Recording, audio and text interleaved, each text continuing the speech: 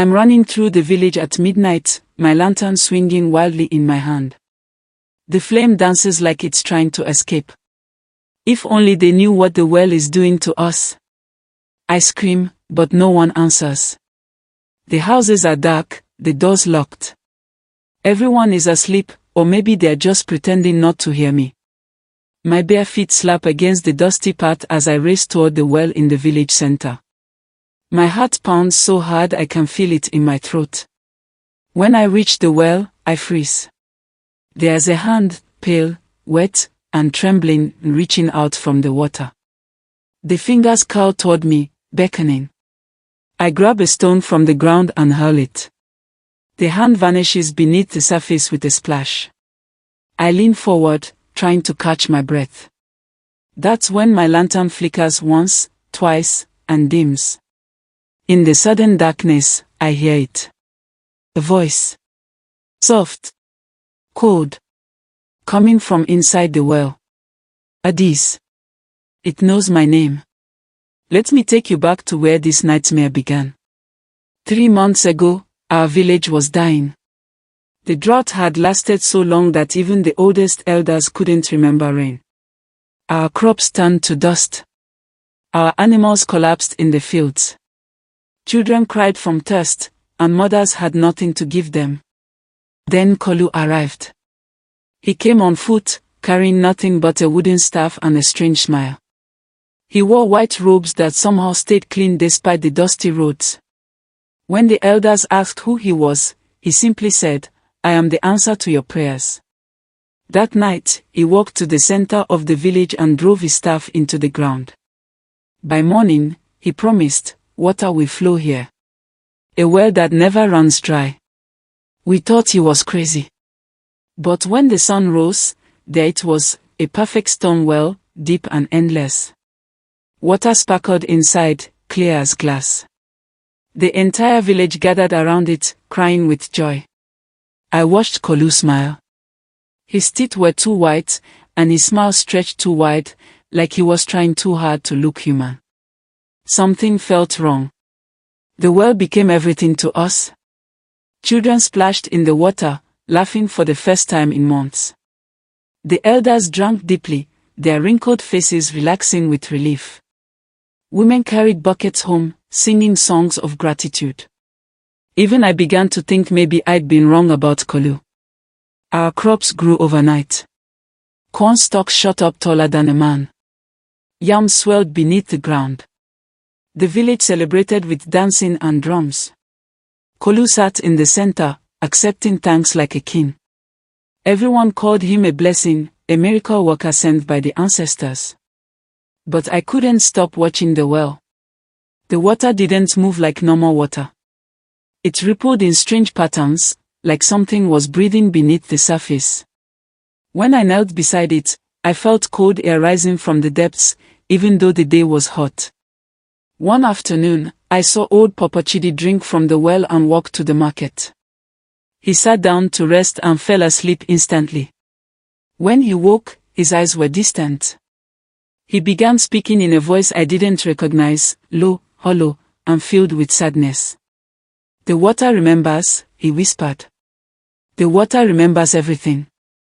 I couldn't stay silent any longer. I marched to the elders' meeting hot and demanded they listen. "The well is cursed," I told them. "Something is wrong with the water. Papa Chidi isn't himself. Can't you see it?" They laughed at me. Chief Okonkwo waved his hand dismissively. "You're young, Adis. You don't understand blessings when you see them. Why must you always bring trouble?" KALU stood in the corner, watching me with those two bright eyes. He stepped forward and placed a hand on my shoulder. His touch was ice cold. "Adis is simply afraid of change," he said smoothly. "But I have a solution. Come walk with me. Be my assistant. Help me maintain the well. Then you'll see the miracle yourself." I jerked away from him. "I don't want anything to do with your well." The elders scolded me for being disrespectful. KALU just smiled. As I walked out, he followed me to the door. He leaned close and whispered in my ear, his breath smelling like stagnant water. You will drink soon, Addis. Whether you like it or not. 2 days later, little Chima came running to his mother, crying. When she examined his hand, she screamed. 3 perfect circles were burned into his palm, arranged in a triangle. The marks glowed faintly in the dark. I knew those symbols. Years ago, I'd studied old scrolls with my grandmother before she died. She'd shown me warnings about water demons and soul traps. Those 3 circles were the mark of trapped souls, the brand of something ancient and evil. I tried to tell Chima's mother, but she wouldn't listen. It's just a rash, she insisted. The well water will heal it. That night, I watched Chima from my window. He stood up from his sleeping mat, eyes wide open but unseeing. His marked hand glowed brighter. Slowly, like he was being pulled by invisible strings, he began walking toward the village center. Toward the well. I threw on my wrapper and ran after him, but he was already gone when I reached the street. The only sound was the distant splash of water. I didn't think. I just jumped. The well water swallowed me whole, cold and thick like oil. I kicked downward, searching for Chima in the darkness. My lungs burned. My eyes stung. But there was nothing, just endless black water and a cold that seeped into my bones. Something brushed against my leg. I screamed underwater, bubbles exploding from my mouth. Whatever it was felt wrong, smooth and slippery, but also solid. Like a hand made of water itself. I kicked toward the surface and pulled myself out, gasping and shaking. The village was still asleep. The well sat silent and innocent, water perfectly calm. Chima was gone.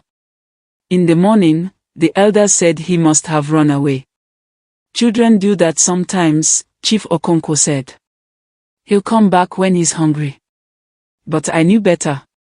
As I walked away from the morning meeting, I saw something that made my blood freeze. There, in the dirt beside the well, was a wet footprint. Small, like a child's. It led away from the well, as if someone had walked out of the water and onto dry land.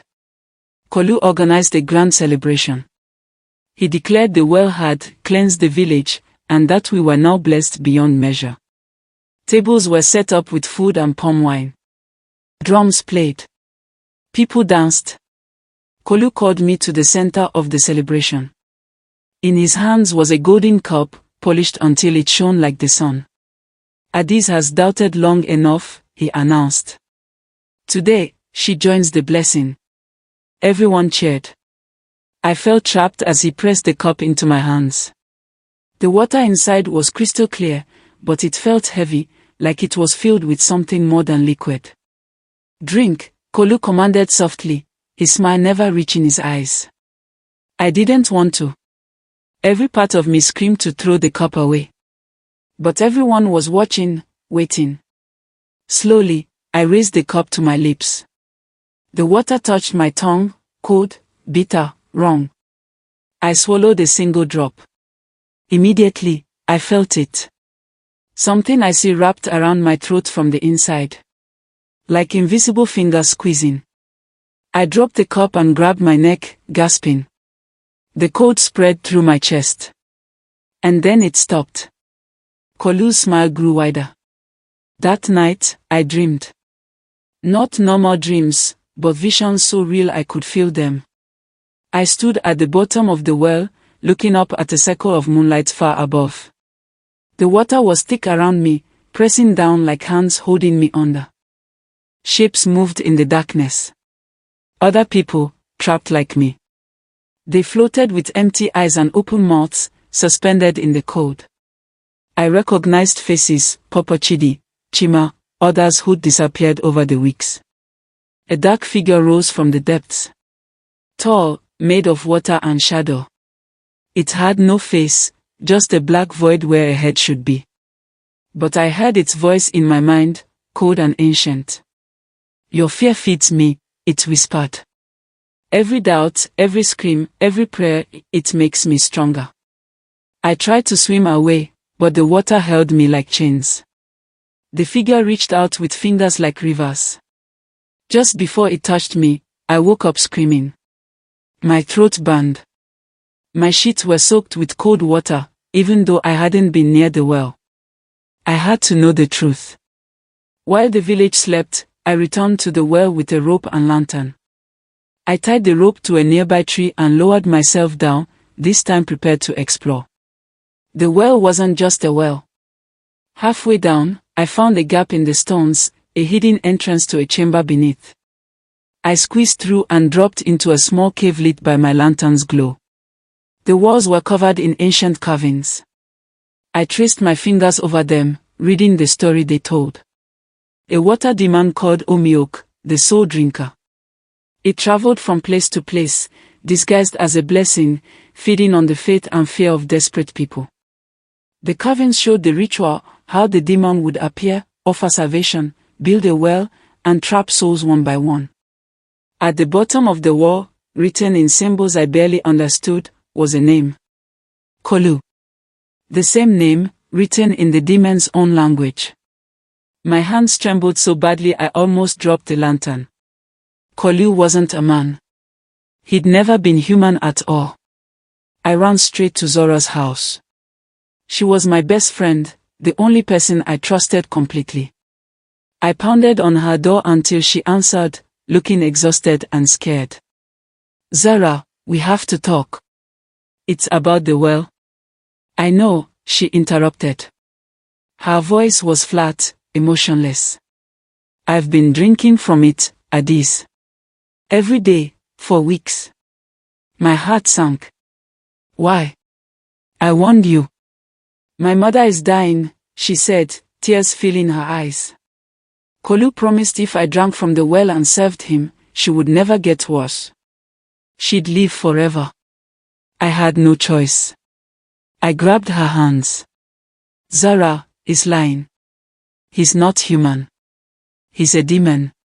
Her eyes flickered. For just a moment, they turned completely black. When she spoke again, her voice was different, cold and layered, like two people speaking at once. Stop looking, Adis, she said. Stop asking questions. Or you will join us at the bottom of the well. This is your only warning. Then she blinked, and her eyes returned to normal. She looked confused, like she didn't remember speaking. I backed away, my heart breaking. I'd already lost her. There was only one person left who might help. Mom Nkechi lived on the outskirts of the village in a small hut surrounded by herbs and protective charms. People called her a witch, but I knew she was just wise. I told her everything, the well, the marks, KALU, the dreams. She listened without interrupting, her ancient eyes sharp and knowing.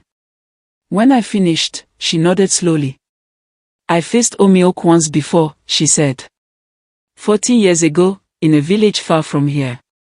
He destroyed them all. I barely escaped. How do we stop him? I begged.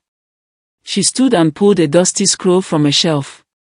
The demon can only be defeated by returning its true name to its origin. You must find the broken calabash hidden in the river's oldest cave.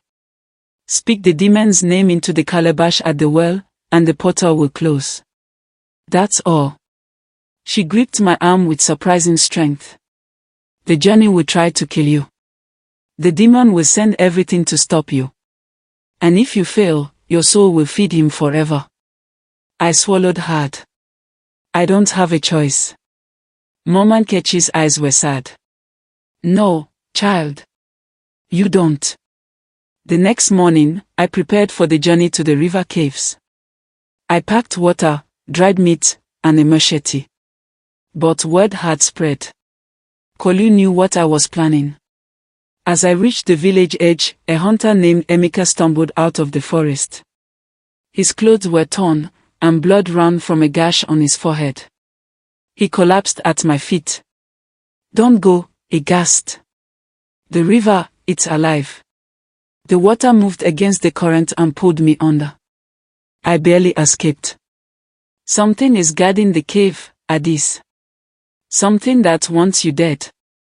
I helped him to his feet. I have to try. He grabbed my wrist. KALU has sent his minions, spirits bound to the water.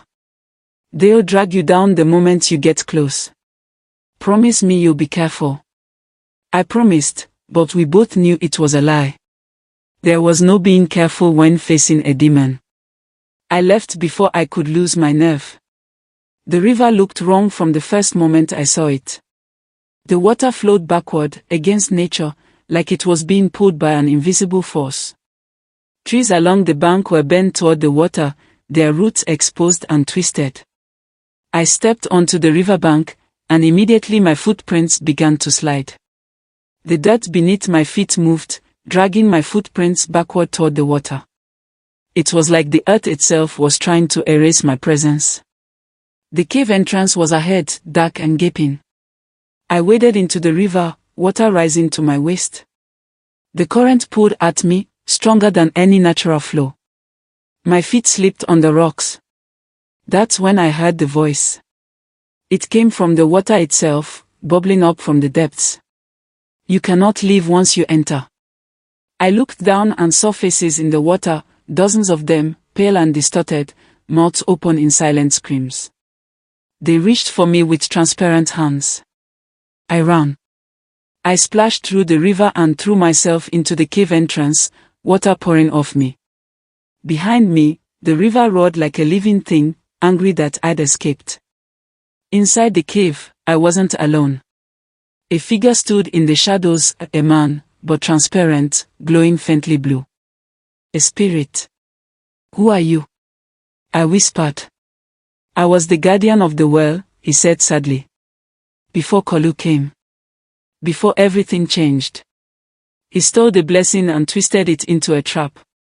I tried to stop him, and he bound me here. The calabash, I said. Do you know where it is? He pointed deeper into the cave. Follow the water upstream.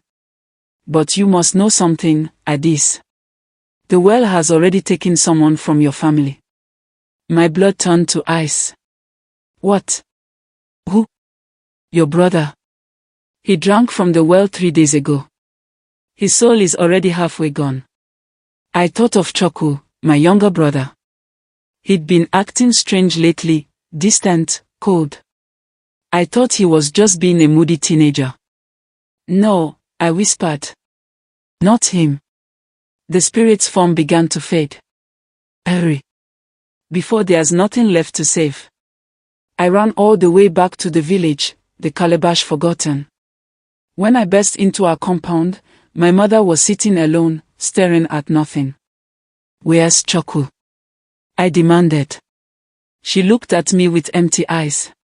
He left this morning. Said he was going to join a village across the river. He'll be back soon.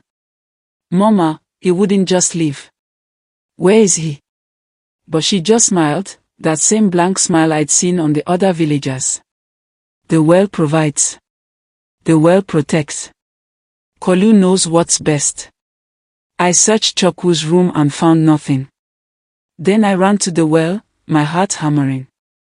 At the edge of the stone, gleaming in the sunlight, was my brother's necklace, the one our father gave him before he died. It was dripping wet. I picked it up, water running between my fingers. My brother was gone. Taken by the well, just like all the others. And I'd been too late to stop it. I didn't care anymore. I marched straight to the well in broad daylight and screamed KALU's name. Villagers stopped and stared, but I didn't care. I wanted answers. KALU appeared from his hut, still wearing that false smile. Addis, you seem upset. You took my brother. I shouted. You took Chima, Popo Chidi, Zara, all of them. You're not a man. You're Omiok, the soul drinker. The villagers gasped. KALU's smile faded. His eyes turned black, completely black, like pools of oil. His skin began to ripple like water. Clever girl, he said, his voice now layered and inhuman. But knowledge won't save you. Before my eyes, it transformed. His body became water held in the shape of a man. His face was a void. This was the creature from my dreams. You have two choices, he said. Join me, and I will spare your family. Refuse, and I will drown this entire village. Every man, woman, and child will feed me. I backed away. The villagers stood frozen, watching but not understanding. Never, I spat. KALU laughed, and it sounded like a waterfall. Then watch them all die. KALU revealed his true plan to the whole village that night. He gathered everyone at the well and spoke with a terrible, layered voice. Your faith has given me power, he said. But to fully open the gate to the underworld, I need one final sacrifice. A willing soul. He pointed at me. Adis must throw herself into the well. Her sacrifice will seal the blessing forever. The village will prosper eternally. The villagers, under his spell, began to chant. Sacrifice! Sacrifice! I looked around desperately, but everyone's eyes were glazed. Even my mother nodded along, smiling that empty smile. KALU approached me. Will you save them, Adis? Or let them all suffer? I swallowed hard and pretended to consider. If I agree, I said slowly, will you truly let them go? You have my word. Liar. I could see it in his void-like face. But I nodded anyway. I'll do it. Tomorrow at sunset. KALU's smile widened. Good girl. That night, I returned to the cave. I had one day to find the calabash and perform the ritual. It was my only chance. I found the calabash at the back of the cave, half buried in wet sand. It was ancient, cracked down the middle, covered in the same symbols I'd seen on the well's hidden chamber walls. I carefully pulled it free. Mama Nkechi had told me what to do.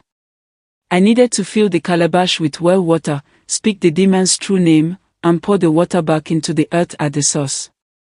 The ritual would close the portal and trap Omiok forever.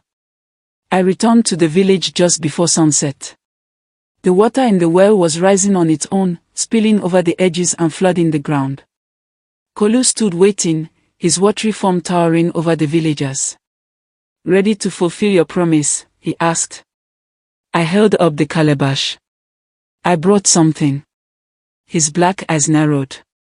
What is that? I dipped the calabash into the well, filling it with the cursed water. Immediately, the well began to shake. Cracks appeared in the stone. KALU roared. No. You don't know what you're doing. I began to speak the words Mama Nkechi taught me, the demon's true name in the old language. But the calabash cracked further, splitting wider. A voice boomed from the well, you are too late, child. The gate is already open. The villagers turned on me. Their eyes were black now, all of them, controlled completely by KALU's power. They grabbed me, dozens of hands pulling me toward the well. Bind her. KALU commanded. Make her the sacrifice now. They tied my hands and feet with rope and dragged me to the well's edge. I struggled, screaming, but they were too strong. Even my own mother helped, her face blank and emotionless. Zara was there too, standing at the front. She looked at me with those black eyes, but I saw something else, a flicker of the real Zara, trapped inside, fighting. Zara, please. I begged. You're still in there. Fight him. For a moment, her eyes cleared. Brown returned, just for a second. Her mouth moved, forming words. I'm sorry, she whispered. Then her hand moved to her pocket. She pulled something out and pressed it into my bound hands, a small object, cold and hard. The villagers lifted me up, ready to throw me into the well. KALU laughed, the sound echoing across the village. I looked down at what Sarah had given me. A key. But not a metal key, it was a tooth. A human tooth, carved with tiny symbols. In that moment, I understood. This was the final piece of the ritual. The tooth was the original key, the one used to bind Omiok to the well in the first place. With it, I could complete the calabash ritual. Zara's eyes met mine one last time. The gate, she mouthed. Close it. The villagers threw me toward the well. I twisted in midair, clutching the tooth and the calabash. As I fell, I jammed the tooth into the calabash's crack. The effect was immediate. Light exploded from the calabash, bright and blinding. The well cracked open like an egg, and a massive portal appeared, a swirling vortex of darkness and water, leading down into nothing. Spirits poured out. Dozens of them, the trapped souls finally freed. I hit the ground hard, gasping, as the spirits swirled around me. One of them stopped. I recognized his face. Choku! I screamed. My brother's spirit looked at me. His eyes were empty, hollowed out. He opened his mouth, but no sound came. He was alive, but something essential was gone. The spirit scattered into the night, freed from the well's prison. The villagers collapsed, the spell broken. They blinked and looked around, confused, like they were waking from a long sleep. KALU screamed in rage. His watery form twisted and writhed. You think you've won. You've only made it worse. I looked down at the well. The portal was still there, still growing, swallowing the ground around it. Water poured out in torrents, flooding the village. I staggered to my feet. It's over, KALU. You're finished. Look closer, foolish girl. I did. And my heart sank. The portal wasn't closing. It was expanding. Dark shapes moved in the depths, more demons, more horrors, drawn by the opening. KALU's laughter echoed. You didn't seal the well. You opened the gate. And now, everything will come through. I clutched the calabash, my mind racing. What had I done wrong? For a moment, I thought we'd won. The villagers were free. The spirits were released. But then I saw the truth. The portal kept growing, and the water kept rising. I collapsed in exhausted relief, thinking it was finally over. But KALU's laughter continued, bubbling up from the depths of the portal. Louder. Stronger. Did you really think it would be that easy? His voice boomed. The more you fight, the more you feed me. Fear, hope, desperation, it's all the same. It all makes me stronger. The water began to take shape, forming tentacles that reached for the villagers. People screamed and ran. The portal's edges glowed with a sickly green light. I looked at the calabash in my hands. I'd done everything right. The ritual should have worked.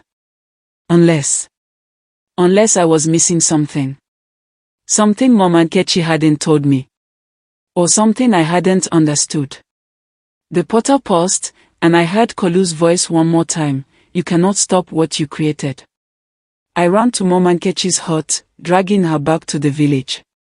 She took one look at the expanding portal and gasped. No, she muttered. I was wrong. I was so wrong. What do you mean? I shouted over the roaring water. She grabbed my shoulders, her old eyes filled with tears. The well was never cursed, Adis. The village cursed itself. Omiok didn't create the well, the village created him. I stared at her. What? Your desperate prayers, your faith in miracles, your willingness to accept salvation without question, that's what gave him form. That's what gave him power. The demon is just a reflection of your own fear and greed. He's a mirror.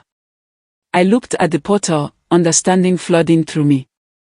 So the well is only as powerful as the faith you give it, Mama Nkechi finished.